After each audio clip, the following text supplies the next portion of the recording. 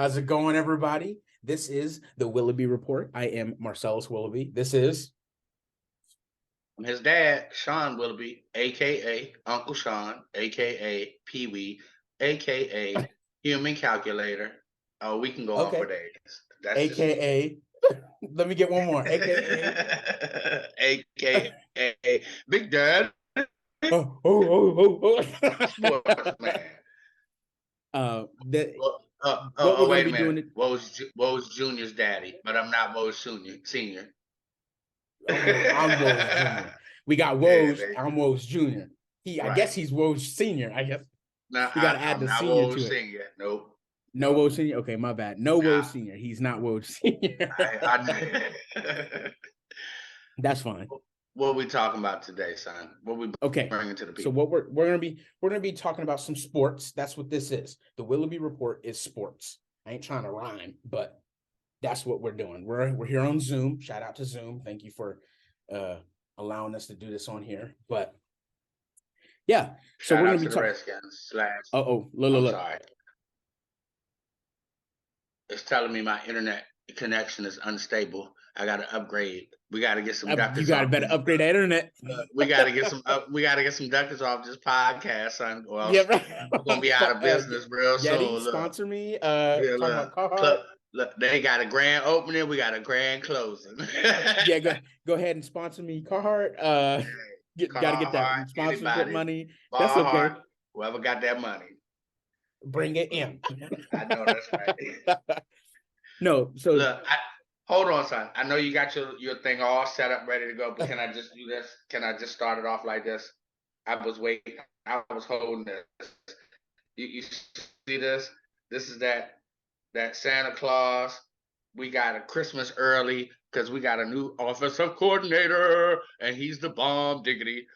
OC Eric Bieniemy, yeah, baby. I'm just saying. I've been waiting. Is that how you say it all weekend. I know we just found out yesterday. It's not Bieniemy. Yeah. Nah, not like the enemy. He used to be the enemy because he was with Kansas City. He was Kansas City. Now he's Bieniemy. He's with us, so we call him the real name. Nah, okay. He's legit. He's legit. I feel like this is gonna be what makes us take over the NFC East. He wasn't Hall of Fame, but I mean he was in those 10 years in the league. Mean you were doing something at running back, which means normally running backs normally last what 3, 4, maybe 5 years. My man lasted 10 years, and now he's a coach 4 years in a row with Kansas City 4 or 5 years. Offense on point. They got rid of Tyreek about Andy Reid and P. Mahomes and all that. my man Bieniemy is Merry Christmas. I feel like it's Christmas time here in DC. I do. I feel like we finally got something to look forward to this year. Okay. We about to win this. We about to win the Super Bowl on paper like we do every offseason. And I was like on paper. What? Oh, so we're gonna win it on paper, but are we gonna win it? Are we gonna win it every year before the season starts? We are the best team. I mean, and with his offensive coordinator telling him to shine, I'm just saying I can feel it. Now we can start the show. We can start the first show. The first official show has been started by King Redskin Man, Uncle Sean, representing offensive coordinator Eric Bieniemy. He's not the enemy, and he signed a 2-year contract. Look, no. Let me tell you, I looked at all the coach. He's the assistant head coach. Like he got a title, so more money, which means to me because he got a 2-year contract. What they said was, if Ron Rivera asked, "Don't do good this year," he gone, and Eric Bieniemy gonna be the head. Like they probably told him, "You're gonna be the next." Either way, I think they probably told him, "You're gonna be the next head coach." Like when Ron steps down, or if we fire him, or if things don't, we're gonna give you the rank because he signed for 2 years. He didn't sign for 3, 4, like no long. And he wants to be a head coach.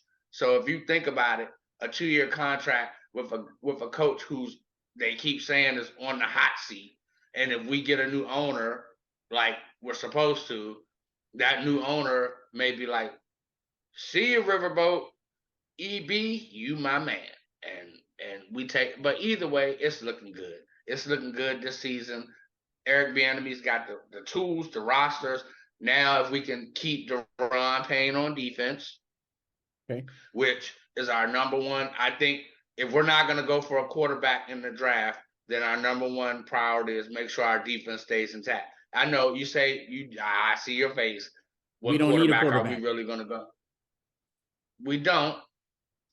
But I also have heard links about Derek Carr coming to the Redskins, coming to the Commanders. Let me get to the 2023. Now, he's not washed up. He's just, I don't know that he can throw. A lot of dudes can throw the ball, but it's not about throw the ball. I can throw the ball. It's,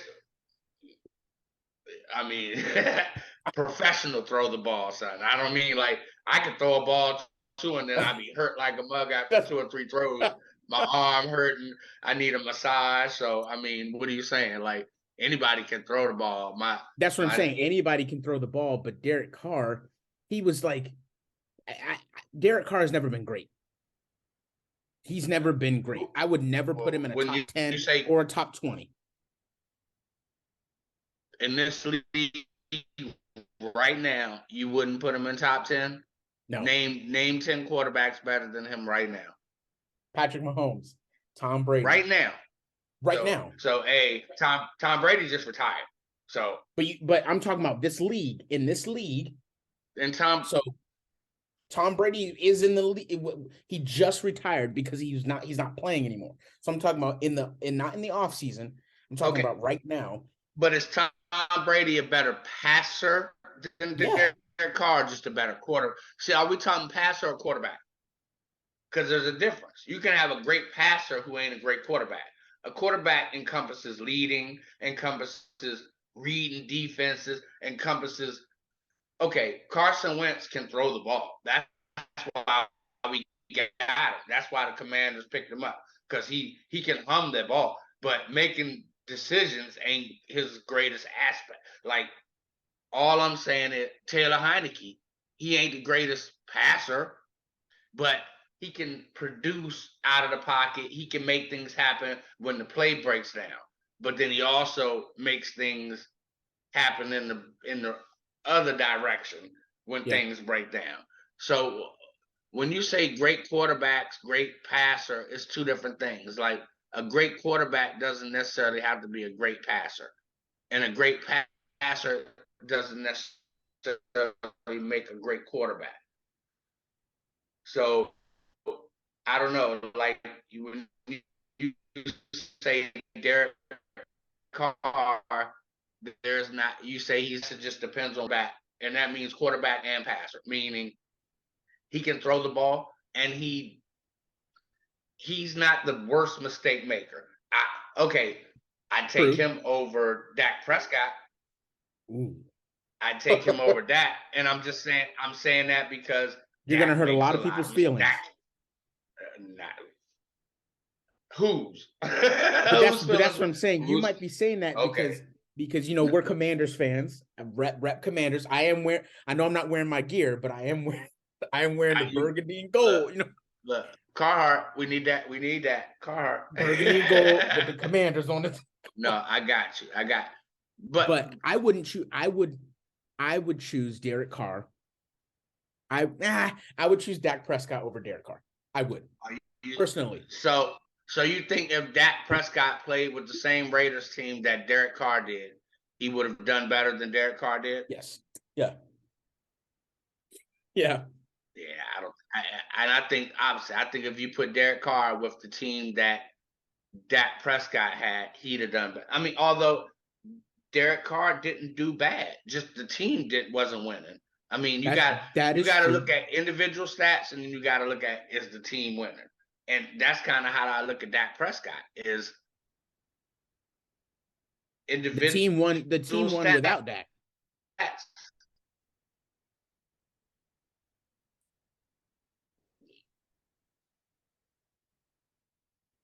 Yeah. So what's that saying?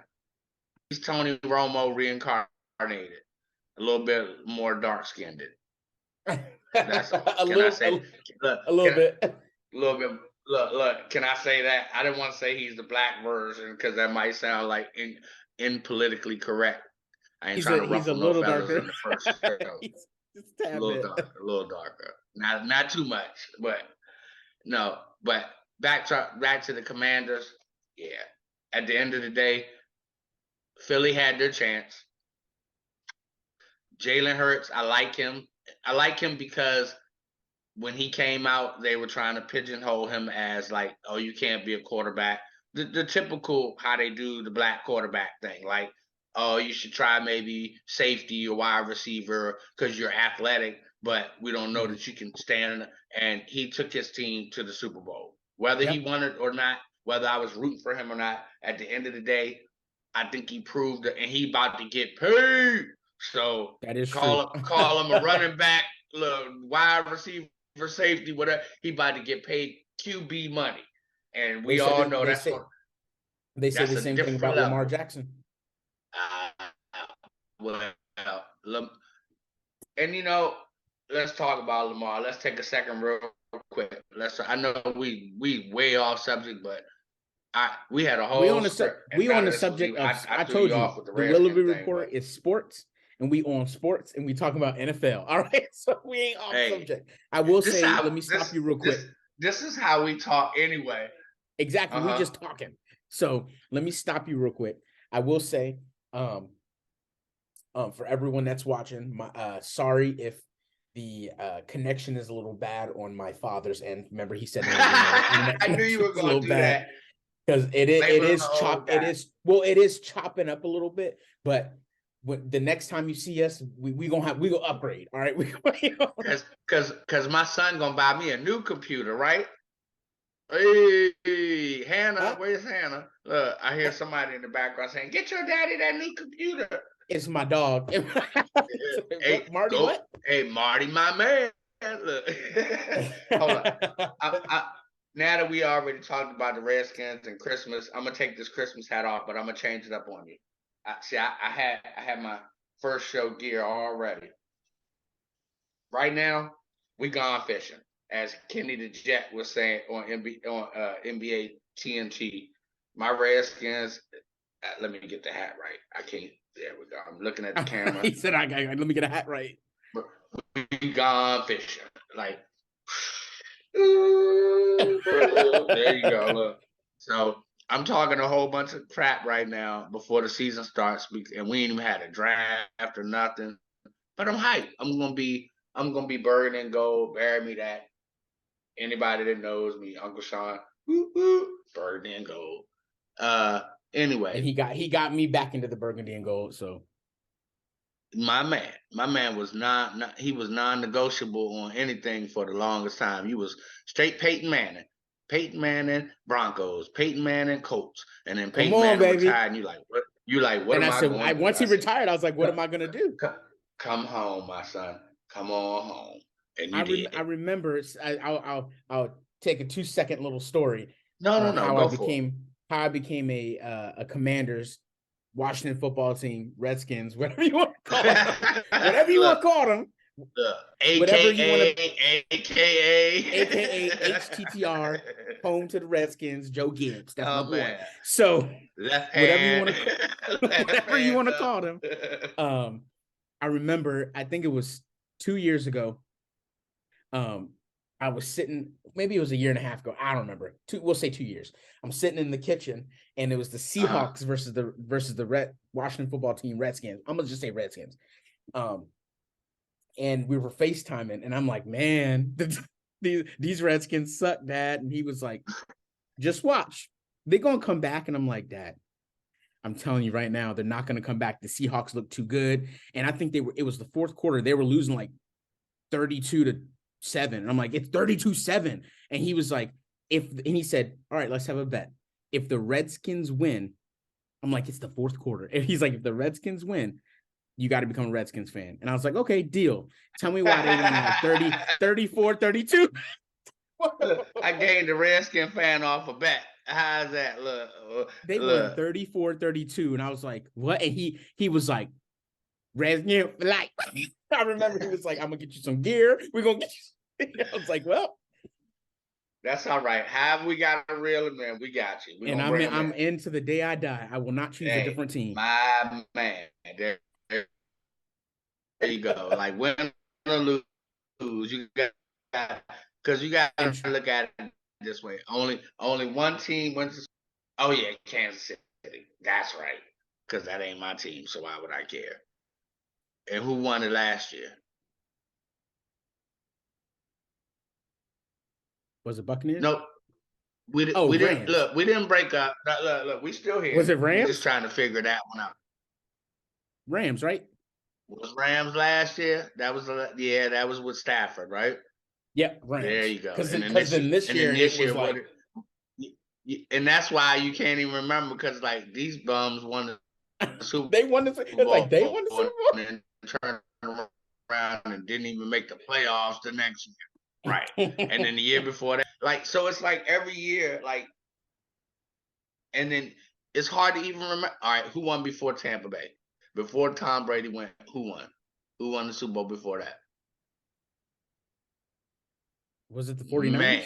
Was that the one with the 49ers? 49ers ain't won no Super Bowl. Because if you're going to say 49ers, who was the quarterback? I think it was 49ers versus Chiefs, wasn't it? Who won? Chiefs. Oh, because so the Chiefs won. Because Patrick Mahomes has been in the last 4. He had 2 appearances in the last 4, and they won this one, and I think they won that first one. All I'm saying is, if your team don't win, you generally don't care who wins, and true. You forget, and you forget by the next season, like who won last year, like. Wasn't my team, but I can tell you when the Redskins won. Look, 1990, 1991. I give you all the dates we won the Super Bowl, buddy, because that's all that matters to me. 2024. Yes, we are definitely Anyway, Commanders people that's watching this podcast, they go, all right, y'all gonna talk about the Redskins forever. Nope. What we talking about? What we talking about today, son? All-Star Weekend. All-Star Weekend. We're gonna jump into the trades. Let's jump into the trades real quick. Let's go ahead. Let's jump into the trades. Let's talk about the NBA trades. But let's since for everybody that doesn't know, I'm old school, so I'm one of them dudes that I'm a Michael Jordan fan, number 1, and then Allen Iverson is my number 2 guy. And then LeBron James is my number 3 guy. So right now in today's time, I'm a LeBron, King James. Where he goes, I go. Now my son, on the other hand, here, you see the thumbs down. He's a Russell Westbrook fan all day, every day. To the day I die. Sweating that man like he gave birth to him. I don't know if he's Woj Jr., Sean Jr. or Russell Jr. at this point. We three. Don't know. Come on now. It might be his daddy. Look. 3. The man with 3. That's what I'm talking. Brody, baby. 3 daddy. 3. No. So let's just talk about. I'm telling you, I've been itching to get with you because you and I, when we talk, what better way to start this one off? If we're gonna go NBA, with 9 minutes. Almost 10, a little less than 10 minutes left in this one before we got to start up a new one. That's perfect time. They won't even know. They won't even know.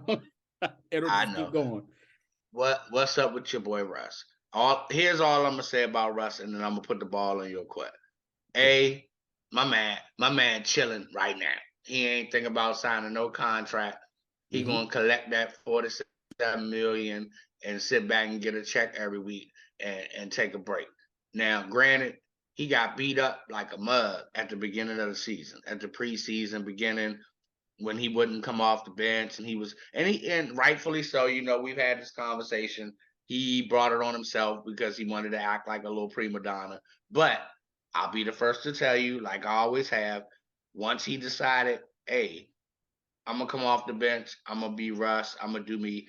He was doing his thing, and you can't say that the Lakers were losing because of him. So with that being said, now they done got rid of him. And I know you and I was Laker fans at the beginning of the season together. The both of us cheering on the Lakers. Now I'm by myself. And you just a fan waiting to see where Russ is going. Where he going? Where he going? I want to know what you think. Where he going? Okay. Starting off with diehard Russell Westbrook fan to the day I die. Till the day once he retires, don't ask me, come over with LeBron. Nope. Nope. You can't get me like you got me with the Redskins. Peyton Manning, Russell Westbrook. They like right here. Boom. I know. Right there. That covers you. That covers your spectrum. So not this season, but last season, he didn't do the greatest. He was, man, I don't even know how to put it. He was terrible. I mean, I just, his percentage from the field was like 13%, like one of the worst in NBA history. Like it was like, I don't know what happened. I don't like, I remember watching the games and being like, what is going on? Like what is the year before that when he was with the Wizards, he had one of the best percentages in the league. And then he goes to the Lakers and it's like, wow. So I'm gonna blame that one on LeBron. I'm gonna go ahead and blame it on LeBron. I think it's because he was starting. I think it was. Yeah, I don't have the ball I'm sure LeBron hand. Made him not shoot good. We won't talk about that. We won't talk about it. LeBron might be watching. Like, hey, what's going on? He won't get the podcast shut down. He gonna undisputed, son, undisputed. Yeah, see. But then this season, he did amazing. Like you said at the beginning of the season, he was like, he was in the beginning of the season. I think I want to say for the first 10 games, they didn't even let him get past 10. It was the first 10 games he was sucking. It was like, what are you doing? You look like you were last year. What's going on? So then Coach Ham was like, all right, let's put him on the bench and let him roll with the bench players. See what he can do. Get him the ball in his hand like he wanted, but let him have the ball in his hand without LeBron having to have the ball in his hand. And then he went off. It was like, I think his first game where he came off the bench was triple-double. And I'm like, okay. And they won. And it was like, whoa, this is the Russ that we needed. And so I think in the mindset of it all, Russ didn't want to play bench, but when he finally realized there's nothing wrong with me playing bench because I still get to have the ball in my hand and do me, then it was like, all right, let's go off because we're winning we're winning with our starters. Play the same minutes that you would play as a starter playing before. Pretty much exactly. Anyway. You're not losing any minutes. You're just coming off the bench. He really honed in on his craft. He will be, I firmly believe, if he doesn't get it, I don't know who will, he will be 6th man of the year. Not even being on the Lakers anymore. Okay. But what if he signs with somebody and he becomes a starter for that team? Does he still get 6th man of the year? He has to. How? He's played too many games. How? He's played too many games with the Lakers, coming off the bench, getting triple doubles off the bench. He's the only one in history with like more than 10 triple doubles off the bench. But even like you said, he didn't start the season on the bench. He started as a starter, but that was only the first 10 games. Only the first 10 games. So how many? I mean, I don't know. Who will be? Okay, who will be? We don't talk about this, but who will be his competition as the 6th man of the year? I couldn't even think. Who's even out there as a 6th man? You know why? Because all you see is Russ. Chris Middleton's a starter. What are you talking about? Does he start? Yeah, he just been injured, so he wasn't playing. Well, then there you go. There you go. So I couldn't even. I don't know. I couldn't tell you. Jose Alvarado. That's what I mean. Realistically, I guess there's no real competition that I can think of as a 6th man.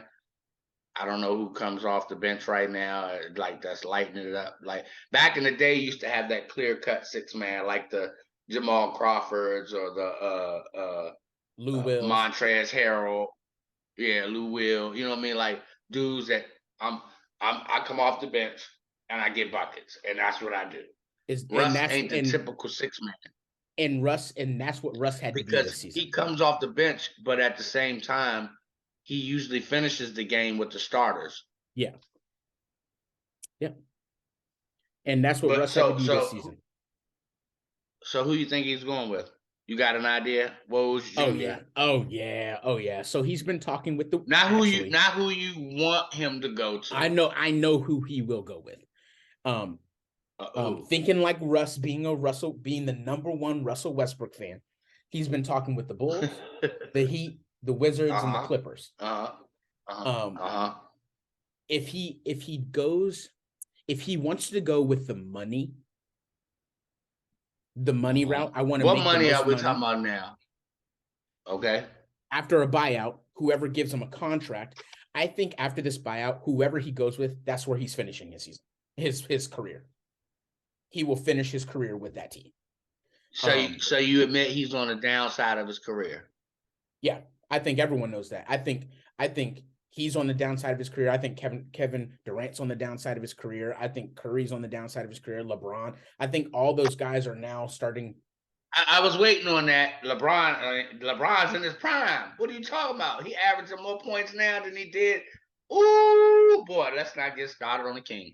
That man. Just because he's averaging more points now than he ever did before doesn't mean he's not on the decline of his career. He's 30-something years old. It's getting to that point. Like he's rickety. He's about to get rickety. No, every other day. Are you just saying? Okay, are you saying it because he's old, or are you saying it because he's showing he's getting to that point? I'm saying it for both. He's old and he's showing it. Within the last, they were just talking about it. I was watching on ESPN. In the last month, he's played, but he's had an injury coming into that play. So I think it was last game he had like a hamstring thing, or that he's getting old. Like he's getting. Well, Devin Booker just had a injury. I mean, like the young guy. What are you talking about? Yeah. Chet Holmgren in Oklahoma ain't played a game yet because he injured already. Who? Injuries is part of the game. Chet Holmgren, Oklahoma City. Remember, but he was the unicorn before Victor Wembanyama came on the scene. But he's hurt. But that's what I'm saying. He's hurt. It's not like I'm hurt, then I came back in, I'm hurt. No, he's like I'm hurt. But you don't think LeBron just takes some day? Like, he not really hurt. He just they can just say rest days. They're allowed to say rest days. He's taking a rest. Yeah, but the NBA been cracking down on guys taking rest days because people pay their good money to come and see them stars. They catch flack, so they have to say, "Oh, he's nursing an ankle." So you're telling me the game, like after the game where he beat the record with Kareem, all of a sudden he can't play the next game because he got ankle soreness. Was just all right. And still lost. Put all this energy. You wasn't saying that before they traded Russ. Yes, I did. I was upset that we lost. Because Russ had the second most points. The way you're saying it now is all right. Go ahead. I said the same thing. I don't like LeBron. Russ gonna go back to the Wizards. They got rid of him once. They're going to go back now. Everybody seemed to keep going back to the team that didn't want him. John Wall. Everybody go back to the team that didn't want him before.